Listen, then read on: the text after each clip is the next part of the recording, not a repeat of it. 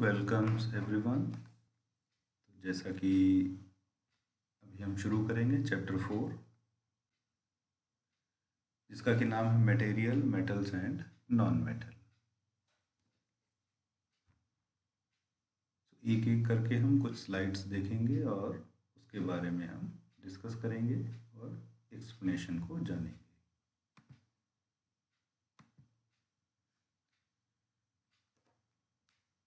एक स्लाइड है ये आपके सामने। Now the slide you are seeing here, it shows that whatsoever the elements are present on earth। जो स्लाइड आप देख रहे हैं इसको हम कहते हैं पीरियोडिक टेबल, और इस स्लाइड में वो सारे एलिमेंट्स को दिखाया गया है जो कि हमारी अर्थ पर अभी अवेलेबल हैं। आप देख रहे हो यहाँ 1, फिर यहाँ पर 2 लिखा हुआ है, फिर ये 3, 4, 5, 6, 7, 8 कुछ नंबर्स हैं और कुछ अल्फ़ाबेट हैं उनके साथ, और ये कुछ कलर्स हैं आप देख रहे हैं यहाँ पर। देन आप देख रहे हो लिखा हुआ मेटल्स, नॉन मेटल्स, और एक कुछ आपने देखे हैं ये रेड रेड कलर के blocks. Now understand what all these are. वापस समझो कि सारे बॉक्सेस क्या हैं और इनमें क्या चीज़ शो की गई है। इस पूरे ये सारे बॉक्सेस हैं, इन सबको हम एक साथ अगर कुछ कहेंगे हम इनको कहते हैं पीरियोडिक टेबल। तो पीरियोडिक टेबल में जितने भी एलिमेंट हमारी अर्थ में हैं सभी को शो किया गया है। ठीक है, उनकी कुछ प्रॉपर्टीज़ हैं, उनका कुछ मॉलिक्यूलर वेट है, मॉलिक्यूलर नंबर है उनके बेसिस पर। इन सारे एलिमेंट्स को हमने 3 कैटेगरी में डिवाइड किया हुआ है: मेटल्स, नॉन मेटल्स और मेटलॉइड्स। कलर को आप आइडेंटिफाई करिए। देखिए मेटल्स जिस कलर में लिखा हुआ है वो सारे बॉक्सेस जो आप यहाँ देख रहे हैं वो सब हैं मेटल्स। दूसरा कलर नॉन मेटल का है, जो ये येलो सारे जैसे बॉक्स हैं सभी ये सब नॉन मेटल्स हैं। और ये जो कुछ रेड जैसे वो कलर है मेटलॉइड का, ये रेड बॉक्सेस मेटलॉइड को शो कर रहे हैं। So here in the slide you are seeing here the some boxes, they are in the different colors. So for the metal one color is there, for non-metal another color, and for metalloids one more different color is here. So as naturally we will start to talk about that. Then more than 100, likely be 118 elements are present on Earth. Out of them 94 are naturally occurring elements. तो हमारी पृथ्वी पर लगभग 118 elements हैं, और उन 118 elements में से जो 94 एलिमेंट्स हैं वो नेचुरली अकरिंग है, कि वो नेचर में नेचुरल तरीके से पाए जाते हैं, पहले से ही हैं। और जो बाकी के सारे हैं उनको हमने थोड़ा आर्टिफिशियली बनाया हुआ है। out of these 94, the 70 are simply known as metal, 17 are non-metals, and 7 are known as metalloids. So what these things actually? Out of these 94, इस 94 में जो 70 एलिमेंट्स हैं वो जो प्रॉपर्टी शो करते हैं उनको हम उनकी प्रॉपर्टी के बेसिस पर, उनके कैरेक्टर के बेसिस पर हम कहते हैं मेटल्स। और जो 17 हैं 17 उनको हम नॉन मेटल कहते हैं, उनके कैरेक्टर और प्रॉपर्टी के बेसिस पर। और जो सात एलिमेंट्स हैं उनको हम कहते हैं मेटलॉइड्स, क्योंकि इनमें दोनों की प्रॉपर्टीज़ होती हैं, मेटल और नॉन मेटल दोनों की प्रॉपर्टीज़ होती हैं। पीछे वाली स्लाइड में आपने देखा ही था इसको। तो you can also count the number of boxes are here. These non metal boxes are 17, these red boxes are 7, and these boxes you will see that naturally occurring, there are some more artificially made elements are there, but here there are naturally occurring elements are there.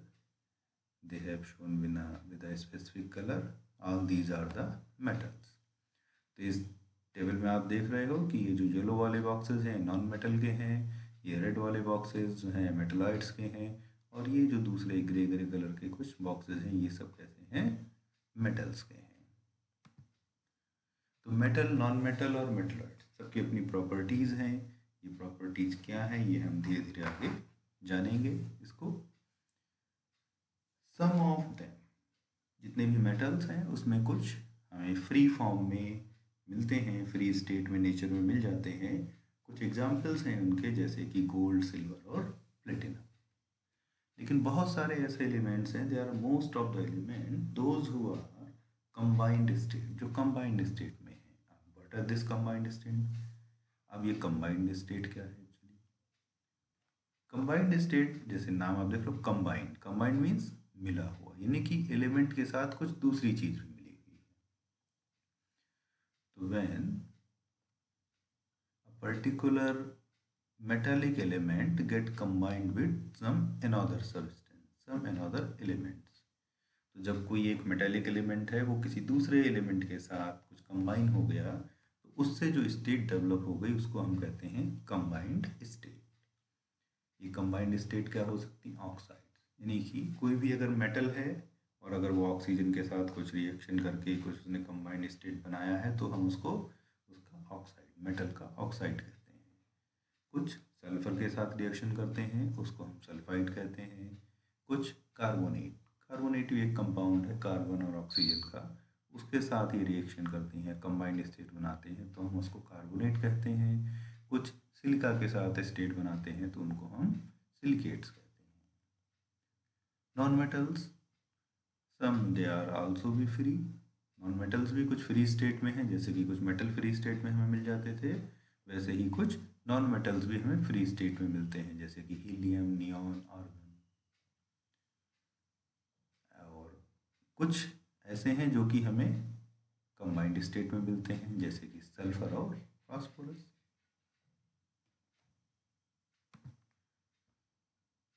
Now metallurgy, actually अभी आपने पीछे वाली slide में यहाँ देखा, इसमें आपने discussion किया कि नेचर में कितने एलिमेंट हैं, उसमें से कितने मेटल हैं, कितने नॉन मेटल हैं और मेटलॉइड्स हैं, फ्री स्टेट क्या है, कंबाइंड स्टेट क्या है। अब हम इसमें अगली स्लाइड में आ गए हैं, इसमें हम कहते हैं मेटलर्जी। मेटलर्जी क्या है actually? Metallurgy is science of extraction of metal from their ores and their purification.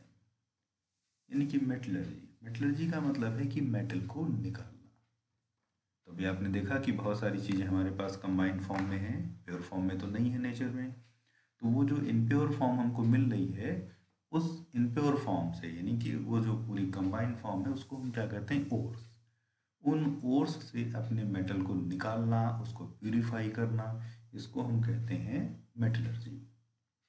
Minerals, minerals क्या होते हैं देखिए, minerals are naturally occurring substances, naturally occurring substance हैं containing one or more element or their compound, यानी कि एक या एक से ज़्यादा एलिमेंट या कंपाउंड हैं, उनसे मिल करके जो नेचर में नेचुरली हमको सब्सटेंस मिलेगा उसको हम कहते हैं मिनरल्स। और वो शब्द देखो पहले भी आया था, and also I told that ore is a mineral form which one or more metal can be extracted profitably। यानी कि ओर्स क्या है? मिनरल्स का एक ऐसा फॉर्म है जिसमें एक मेटल हो सकता है या एक से ज़्यादा मेटल हो सकते हैं, और हम ओर से जब मेटल को निकालेंगे तो प्रॉफिटेबली निकालेंगे, यानी कि हमको निकालने से कुछ प्रॉफिट होगा। ऐसा नहीं कि हमने निकालने में बहुत ज़्यादा जो है एनर्जी लगा दी, बहुत जो है पैसा लगा दिया, और हमारा जो रिजल्ट निकला, जो हमें मेटल मिला, वो इतना कम मिला कि वो बेकार हो गया। तो ऐसी चीज़ों को हम, या ऐसे जो इम्प्योर फॉर्म्स हैं उनको हम ओर नहीं कहते हैं। हम ओर्स में जनरली उन्हीं को काउंट करते हैं जिससे कि हमें ठीक ठाक क्वांटिटी में मेटल मिले और हमें थोड़ा प्रॉफिट हो। Metallurgical process. अब मेटलर्जी, मेटलर्जी क्या है? ओर से मेटल को निकालना। तो अब उसके लिए हम कुछ प्रोसेस करते हैं जी, these process are known as metallurgical process. There are 3 main steps. अब इसमें 3 मेन स्टेप्स होती हैं। कंसंट्रेशन ऑफ ओर, सबसे पहले हम ओर को कंसंट्रेट करते हैं, यानी कि कोई भी ओर जो हमने लिया है, चाहे हमें आयरन निकालना है या एल्युमिनियम निकालना है या कॉपर निकालना है, उसका जो ओर है उसको हम पहले कंसंट्रेट करेंगे। दूसरा स्टेप होता है रिडक्शन, यानी कि हम उसको रिड्यूस करेंगे। पहले तो हमने ओर को कंसंट्रेट किया। कंसंट्रेट करने में क्या हुआ, जब हम ओर को कंसंट्रेट करते हैं तो उसमें से बहुत सारी जो इम्प्योरिटीज़ हैं वो अलग हो जाती हैं। कंसंट्रेशन का फ़ायदा है, जब आप उस मेटल का कंसंट्रेशन बढ़ा रहे हैं कई तरीके से, इसका जो डिटेल है वो आप अगले हायर क्लासेस में पढ़ेंगे कि मेटलर्जी हम कैसे प्रोसेस्ड करते हैं। और यहाँ ब्रीफ में आप समझ सकते हैं कि जब हम ओर को कंसंट्रेट करते हैं तो हम उसमें से बहुत सारी इम्प्योरिटीज़ हैं, जो बेकार की चीज़ें हैं, उनको हम हटा देते हैं। रिडक्शन, फिर क्या हुआ, जब हमारे पास काफ़ी सारी इम्प्योरिटीज़ को हमने हटा दिया तो हमारे पास जो मेटल बचा था वो एक कंपाउंड फॉर्म में बचा। अब उस कंपाउंड फॉर्म से हम मेटल को निकाल लेते हैं। Process obtaining the metal from its compound, यानी कि जो कंपाउंड अब हमारे पास बचे थे, इम्प्योरिटीज तो हमने निकाल दी, अब जो कंपाउंड बचा वो मेटल का कंपाउंड बचा। उस मेटेलिक कंपाउंड में से हम क्या करेंगे, मेटल को निकालेंगे। इसको हम कहेंगे reduction. Refining is the process of purification of the impure metal, so obtained pure metal।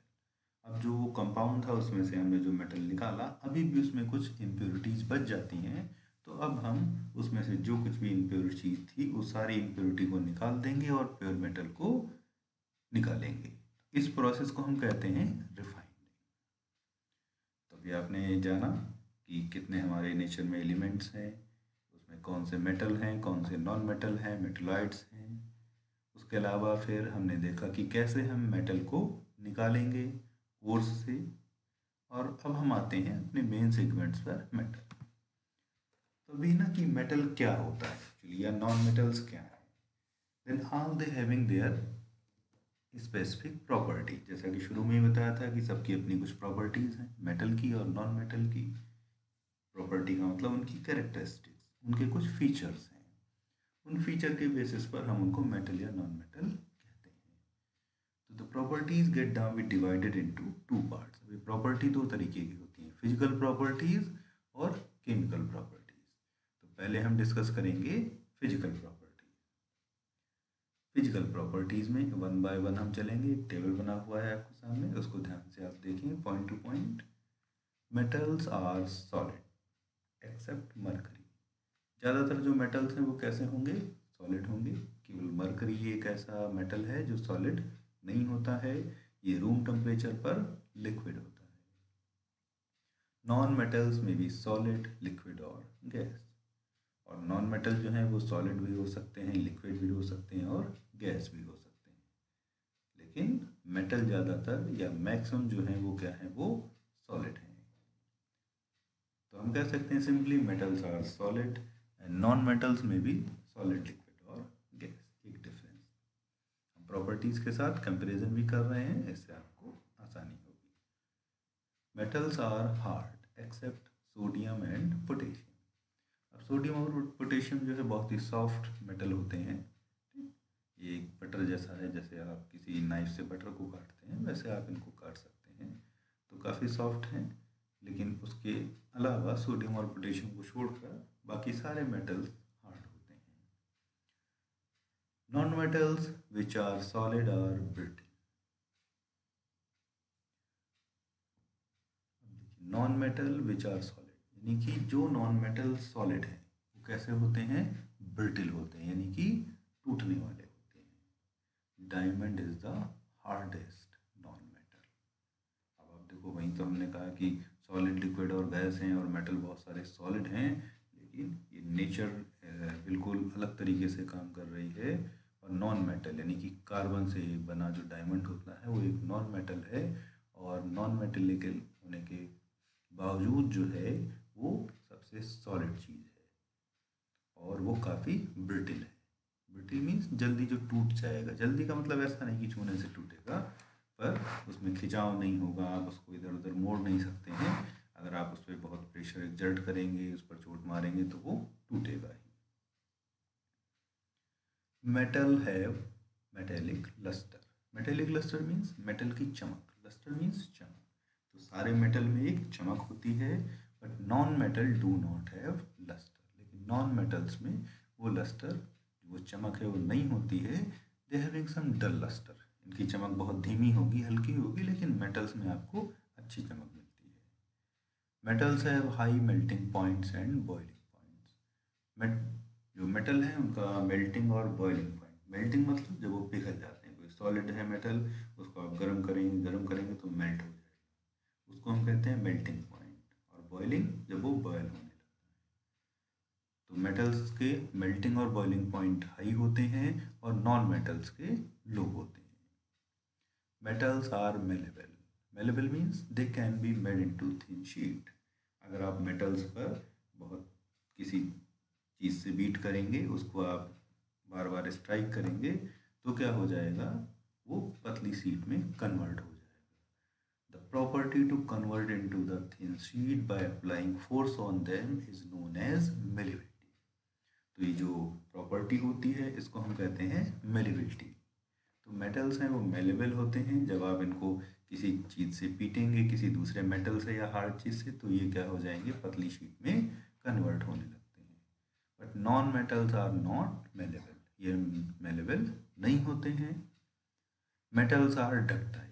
Ductile means ductility is the property of metal in which as we exert the force then they get converted into thin wire.